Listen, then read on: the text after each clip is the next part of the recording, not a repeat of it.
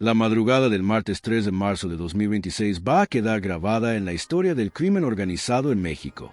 Y no lo digo para exagerar, lo digo porque lo que pasó entre las 0 horas de ese martes y el amanecer fue tan contundente, tan devastador para el cártel Jalisco Nueva Generación que ni el guión más ambicioso de una serie de televisión lo hubiera escrito así. 5 aviones privados incautados, una mansión que parecía indestructible convertida en cenizas. El fin del sueño de heredar un imperio.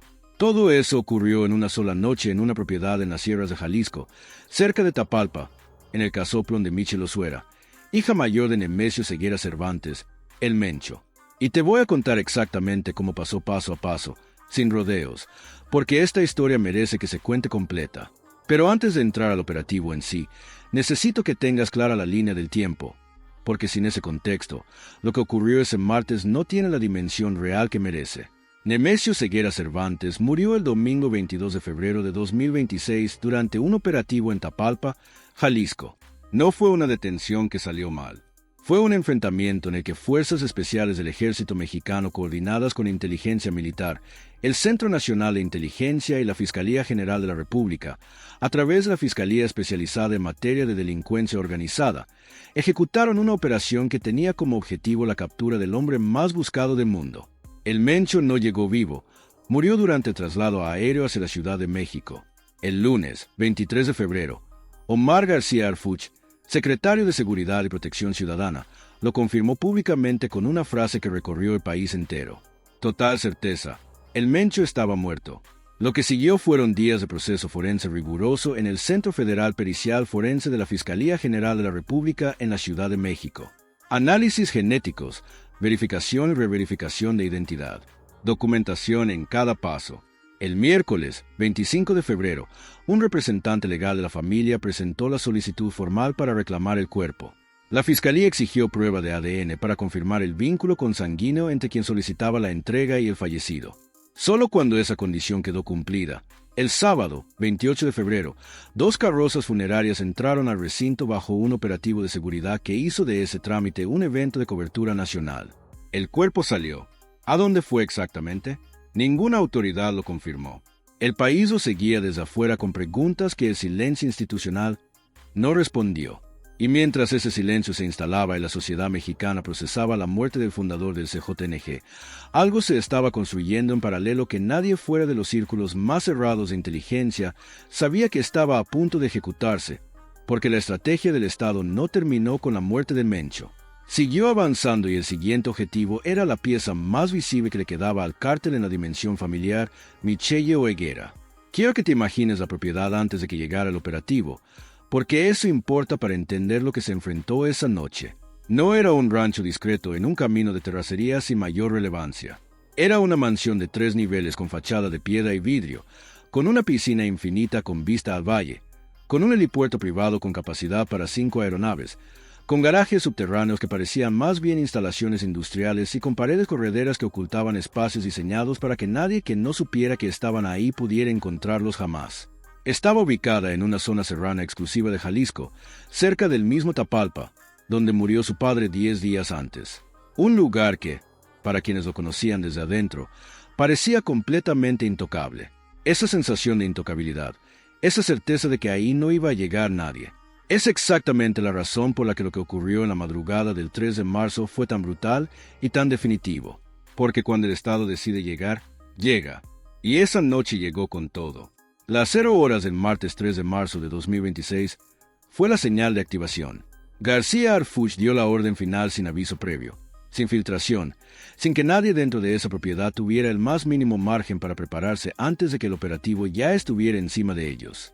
Eso no ocurre por accidente, ocurre porque se planifica con semanas o meses de antelación con un nivel de detalle que no deja nada librado al azar. La inteligencia que hizo posible este operativo no se construyó en días, se construyó en paralelo con todo lo demás, con los operativos previos, con el seguimiento de Oseguera Cervantes, que terminó en Tapalpa con el mapeo de su red más cercana. Michelle no era un objetivo nuevo, era un objetivo que el Estado había estado observando durante tiempo suficiente como para saber exactamente qué había dentro de esa propiedad antes de que las primeras tropas se acercaran. Los drones térmicos fueron los primeros en operar. Mucho antes de que un solo soldado pusiera un pie en los alrededores de la mansión, Los drones ya habían estado trabajando, mapeando el calor humano dentro y alrededor de toda la propiedad, y lo que encontraron no dejaba espacio para pensar que la entrada iba a ser tranquila.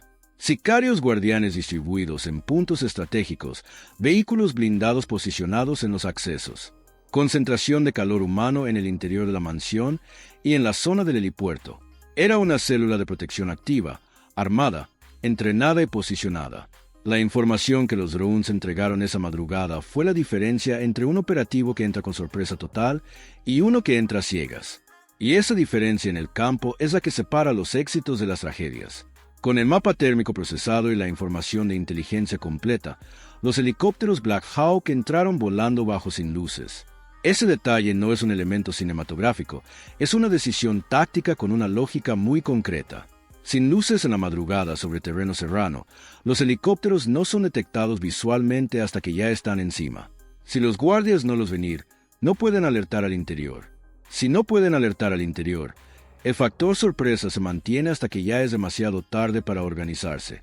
Los Black Hawk llegaron así, sin luces, y cuando los que estaban dentro de esa propiedad los escucharon, el cerco ya estaba prácticamente completo. Al mismo tiempo, convoyes tácticos cerraron cada camino de terracería que llevaba a la propiedad. Cada salida posible, cada ruta de escape terrestre bloqueada antes de que comenzara el primer intercambio de disparos. Tropas élite de los Gafes y de la Guardia Nacional bajaron en rapel desde varios puntos de la mansión. Arietes hidráulicos rompieron las puertas reforzadas. Explosivos controlados abrieron brechas en los muros laterales. Entraron por todos los flancos al mismo tiempo, sin darle a la defensa la posibilidad de concentrarse en ningún punto en particular. Y si estás aquí siguiendo esta historia hasta este punto, te pido que te quedes porque lo que viene en los próximos minutos es todavía más pesado que lo que ya te conté. Y si aún no estás suscrito, este es el momento. Vamos a seguir cubriendo todo el desmantelamiento del CJNG y cada movimiento que venga, y no te puedes perder lo que sigue. Lo que pasó adentro durante los primeros minutos fue un enfrentamiento intenso y sostenido. Los sicarios que protegían a Michelle no se rindieron al primer contacto. Intentaron defender la mansión y el hangar con todo lo que tenían. Hubo ráfagas intensas desde pasillos, desde ventanas, desde el helipuerto. Quiero ser directo con esto porque sería fácil pasarlo en una sola oración y seguir al siguiente punto, pero la realidad es que adentro hubo resistencia real, armada, coordinada y decidida. No fue una rendición ni por asomo. Los hombres que estaban ahí ese martes sabían que su trabajo era que nadie entrara y lo intentaron con lo que tenía. Los helicópteros artillados dispararon desde arriba, perforando techos y posiciones defensivas. En tierra, las tropas cerraron el cerco metro a metro con fuego cruzado, granadas aturdidoras y francotiradores, neutralizando amenazas directas en tiempo real. El hangar, que era uno de los puntos más fuertemente defendidos, fue tomado con una combinación de presión desde tierra y fuego desde el aire que no dejó posición defensiva sostenible adentro. El enfrentamiento duró 45 minutos. 45 minutos que en ese terreno, en esa oscuridad, con esa intensidad son una eternidad. Al final, la célula que protegía a Michelle fue completamente desmantelada. La mayoría de los sicarios fueron abatidos durante el intercambio de fuego en legítima defensa. Algunos intentaron escapar por túneles laterales que conectaban la propiedad con salidas externas y fueron alcanzados antes de llegar a ningún punto de escape real. Otros se rindieron cuando se quedaron sin munición o sin ninguna salida posible. Michelle fue capturada. La propiedad, que parecía inexpugnable, había caído en menos de una hora desde la activación del operativo. Pero capturar a Michelle y neutralizar su guardia era solo el comienzo de lo que ese operativo iba a revelar.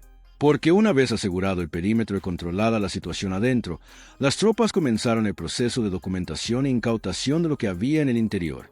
Y lo que encontraron en el hangar privado y en los garajes subterráneos fue de una escala que con todo lo que ya sabemos sobre el CJNG resulta difícil de procesar de golpe. 5 aviones privados, no uno ni dos. 5 aeronaves de uso privado, todas con un perfil de lujo que no dejaba dudas sobre para quién operaba. Un GWG Volstrom G60-50, un segundo Gulfstream G60-50, un Citation X, un Learjet Jet 61 Challenger 600 SIN. 5 aviones que en configuración estándar ya representan una fortuna, pero que en este caso estaban todos modificados con interiores a medida.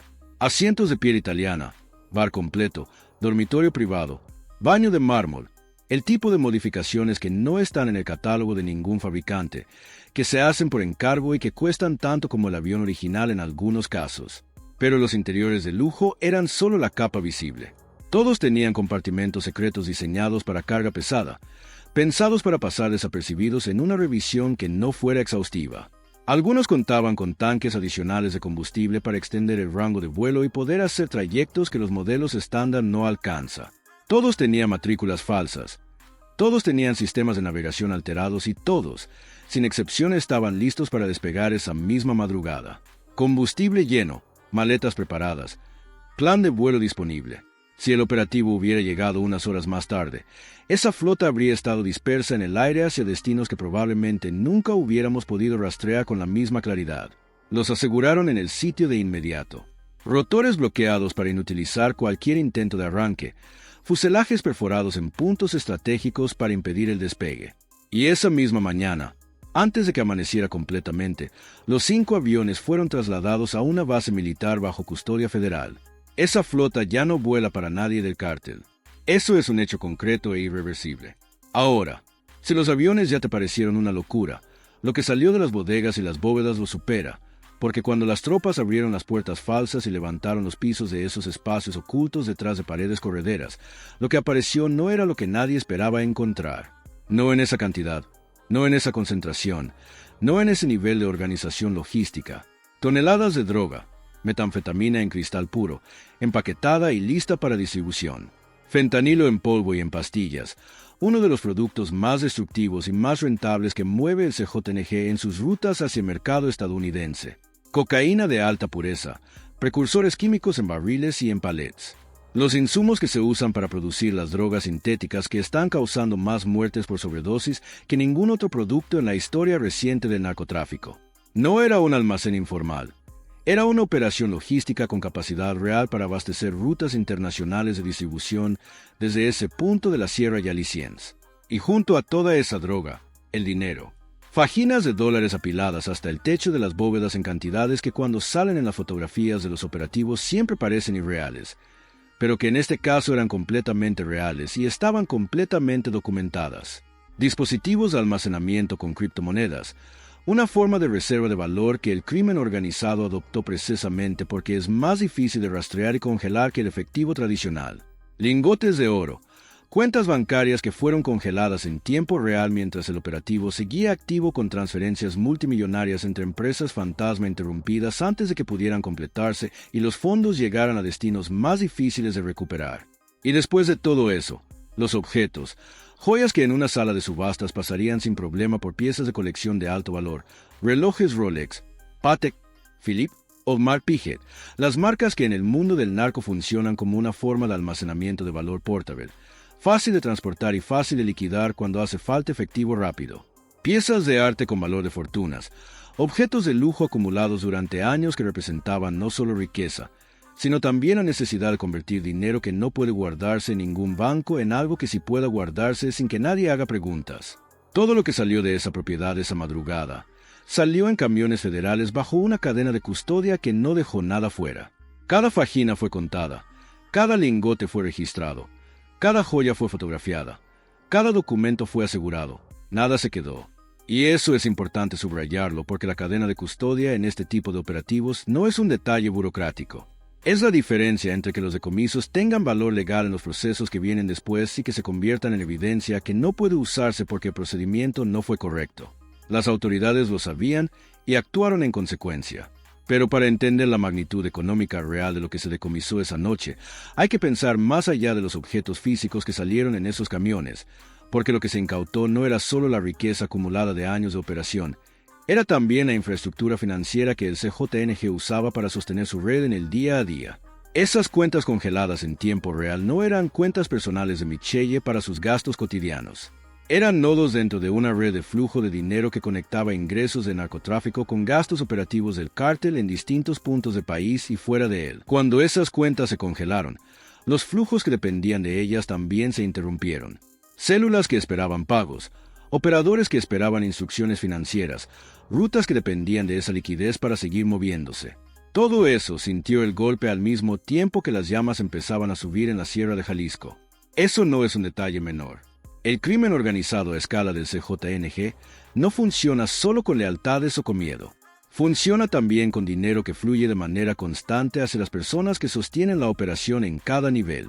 Cuando ese flujo se interrumpe de manera abrupta en múltiples puntos al mismo tiempo, la capacidad del cártel para mantener cohesión interna se complica de una manera que no siempre es visible desde afuera, pero que se siente de manera muy concreta hacia adentro.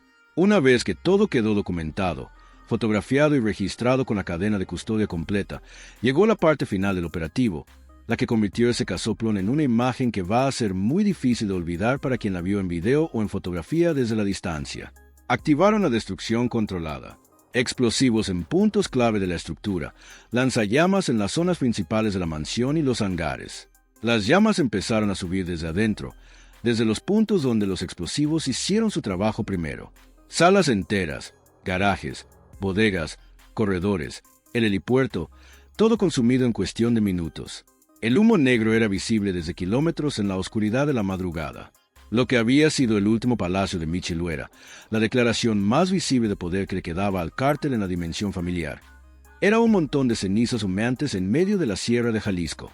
Esa destrucción no fue un accidente ni un exceso de la operación. Fue una decisión deliberada y creo que vale la pena dedicarle un momento porque dice algo importante sobre la lógica detrás de este tipo de operativos cuando alcanzan este nivel. Las organizaciones criminales construyen sus estructuras sobre bases físicas que también funcionan como símbolos de poder. Una mansión de 3 niveles con helipuerto privado en la Sierra de Jalisco no es solo una casa donde alguien vive. Es una declaración de que quien vive ahí se siente lo suficientemente poderoso como para hacerlo con todos los recursos que implica y con la certeza de que nadie va a llegar a interrumpirlo. Esa propiedad era un símbolo y destruirla de esa manera, no abandonarla, sino quemarla, convierte mensaje en algo que no necesita traducción. No solo llegamos, sino que no queda nada que reconstruir. Ese mensaje no va dirigido únicamente al CJNI, va dirigido a cualquier organización que esté mirando lo que está pasando en Jalisco en estas semanas y calculando qué significa para el equilibrio de fuerzas en todo el país. Y esa audiencia más amplia es parte de la razón por la que operativos de este tipo terminan así. García Arfush habló después del operativo. Lo que dijo fue directo y sin adornos innecesarios. Mitchell Osera pensó que podía heredar el imperio de su padre. No lo logró. La encontramos, la capturamos y reventamos su rancho y su mansión.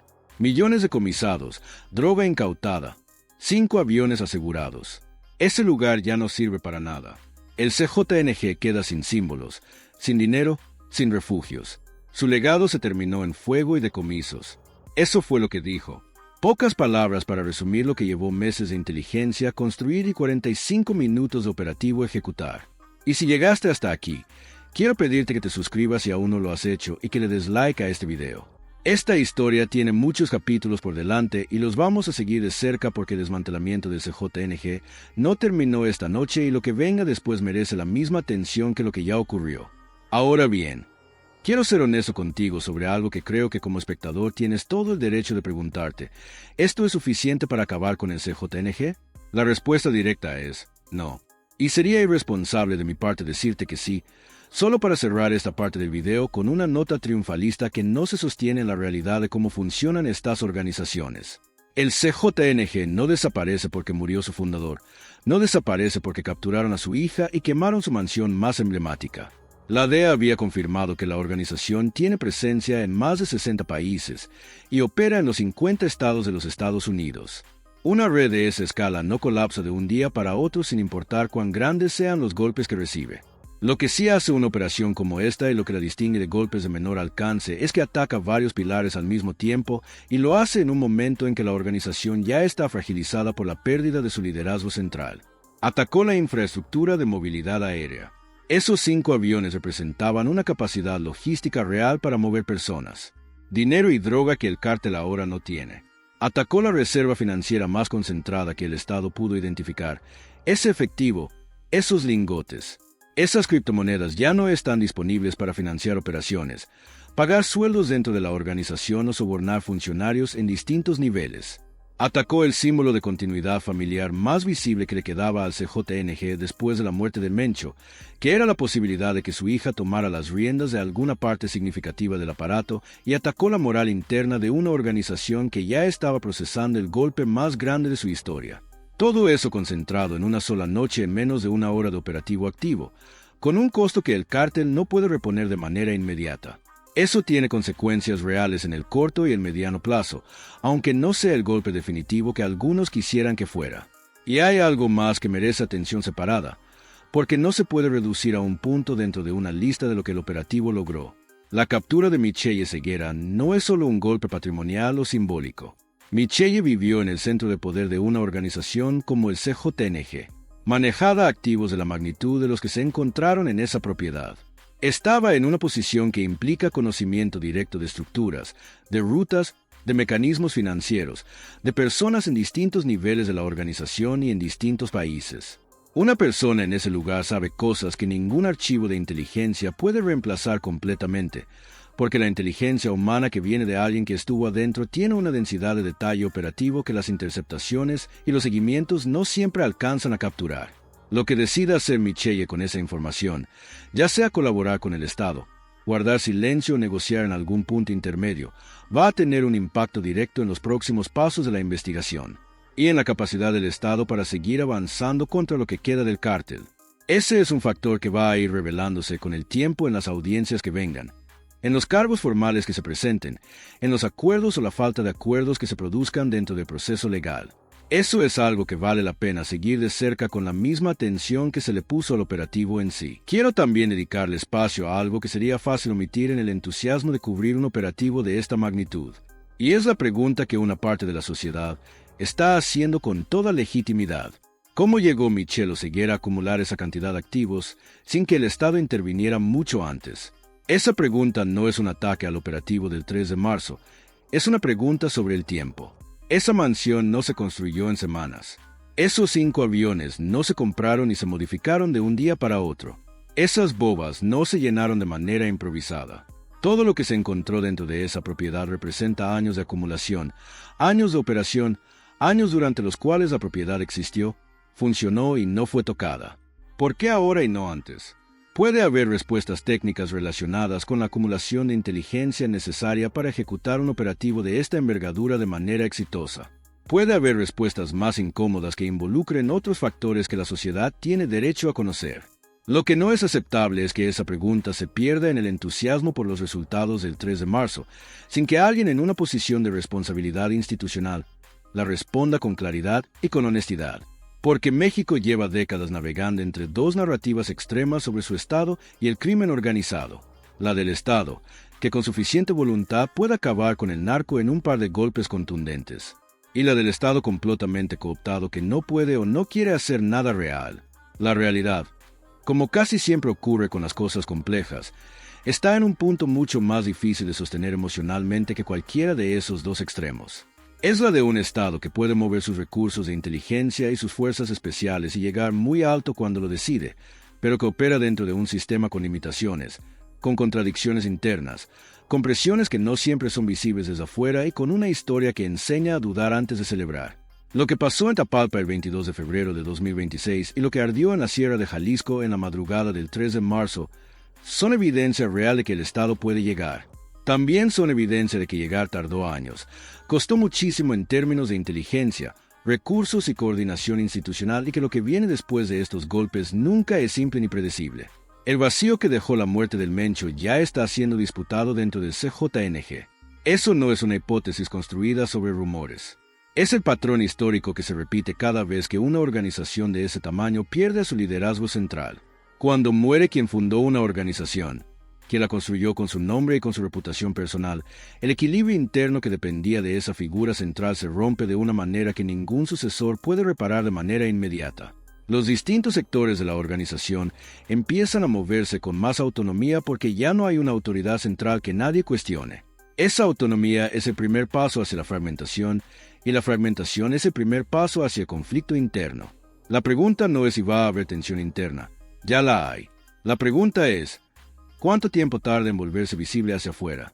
En traducirse en violencia que afecte a las comunidades que ya llevan demasiado tiempo cargando con las consecuencias de vivir en zonas de operación del cártel. Esas comunidades van a sentir lo que viene antes que cualquier comunicado oficial confirme que algo está pasando. Siempre ha sido así y no hay razón para pensar que esta vez será diferente. Lo que también va a ocurrir, Y esto vale la pena tenerlo en mente, es que otras organizaciones que operan en zonas adyacentes o que compiten por las mismas rutas que el CJNG controla, ya están calculando. Un cártel que pierde a su fundador y 10 días después pierde a su heredera más visible y sus activos más tangibles. Es un cártel en un momento de vulnerabilidad que otras organizaciones reconocen antes que nadie. Lo que esas organizaciones decidan hacer con esa ventana de oportunidad va a moldear el mapa del crimen organizado en México en los próximos meses de una manera que todavía no podemos anticipar con precisión desde este momento. Pero lo que sí podemos anticipar es que no van a quedarse quietas esperando a ver qué pasa. Nunca lo hacen. Y en medio de todo ese movimiento que está por venir, hay algo que me parece importante no perder de vista. Las comunidades, no los analistas, no los funcionarios, no los periodistas que cubrimos esto desde la distancia, las comunidades que viven en las zonas donde CJNG opera, las que viven en partes de Jalisco, de Michoacán, de Guanajuato, de los corredores que el cártel construyó a lo largo de años.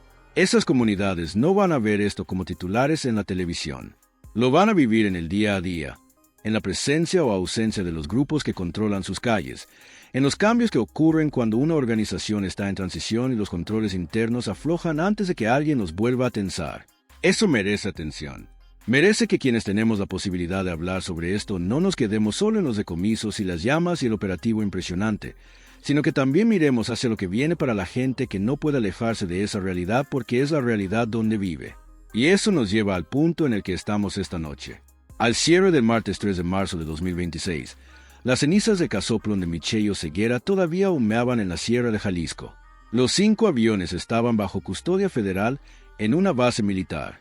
El dinero, la droga, las joyas, los lingotes, todo estaba siendo procesado en cadena de custodia. Michelle estaba detenida y el CJNG, la organización que durante años se construyó sobre la figura del Mencho y que proyectó su poder en más de 60 países, enfrentaba un horizonte que hace 2 semanas nadie hubiera podido anticipar con esta claridad sin su fundador, sin su heredera más visible, sin los activos más tangibles de su estructura familiar de respaldo, sin el símbolo físico más poderoso que le quedaba en la sierra, donde todo comenzó y con el peso de saber que la inteligencia que produjo los operativos del 22 de febrero y del 3 de marzo no fue improvisada, fue construida con tiempo, con método y con un nivel de penetración de la organización que implica que hay más información disponible que todavía no se ha traducido en acción operativa. Eso es quizás lo que más debería preocupar a lo que queda de la cúpula del CJNG esta noche. Solo lo que ya perdieron, sino lo que el Estado ya sabe y todavía no ha movido. Lo que no se puede saber desde aquí, y sería deshonesto pretender que sí, es cuánto de ese daño se convierte en un debilitamiento sostenido y cuánto se reconstituye con el tiempo, como ha pasado antes con otras organizaciones que recibieron golpes que parecían terminales y encontraron la manera de reorganizarse. El narco mexicano tiene una capacidad de resiliencia que ha sorprendido al Estado más de una vez y que sería imprudente subestimar incluso en un momento como este. Pero lo que sí se puede decir esta noche con los hechos sobre la mesa, con todo lo que está documentado, incautado y convertido en ceniza, es que algo muy grande cambió en la estructura del CJN entre el 22 de febrero y este 3 de marzo de 2026.